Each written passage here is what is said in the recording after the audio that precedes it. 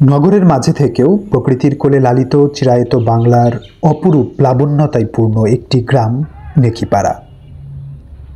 পশ্চিমে তুরাগ নদীর অপার্থিব সৌন্দর্যের হাতছানি, আর পূর্বে ঘন সবুজের মাঝ দিয়ে নগরের পিচ ঢালা রাস্তা এ গ্রামের জীবন ও প্রকৃতিকে করেছে সমৃদ্ধ। গাজীপুর সিটি কর্পোরেশনের 14 নং ওয়ার্ডের এই গ্রাম যেন আজও আঁকড়ে আছে পুরনো বাংলার সেই আদি শিকড়।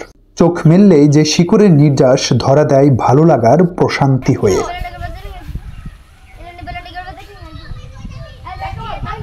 বিভিন্ন শ্রেণী পেশা, ধর্ম ও বর্ণের মানুষের বসবাস রয়েছে এই গ্রামে।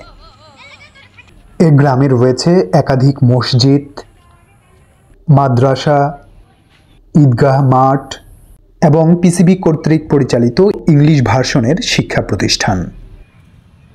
গ্রামের বেশিরভাগ মানুষ মূলত কৃষি পেশার সাথে সম্পৃক্ত, তবে নগরায়নের ফলে বাড়ছে বৈচিত্র্যময় পেশার সুযোগ।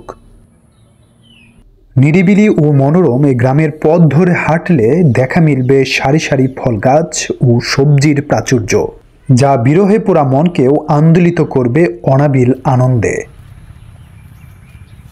এত ফল ও সবজির সমারোহ গ্রামের প্রত্যেকটা বাড়িকে করেছে এক একটা খামার বাড়ি।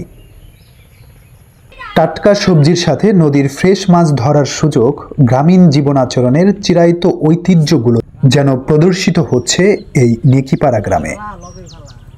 সব মিলিয়ে এই গ্রামের জীবন ও প্রকৃতির পরতে পরতে স্পষ্ট হয়ে আছে ঐশ্বরিক হাতে অতি যত্নে গড়া নিপুণ কারুকার্যের প্রতিচ্ছবি, যা আত্মভোলা করে দিবে যে কোনো প্রকৃতি প্রেমীকে।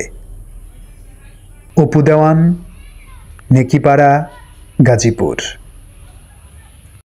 আমার ঠিক পূর্ব দিকে যে গ্রামটা দেখতে পাচ্ছি এটাই হচ্ছে নেকিপাড়া গ্রাম।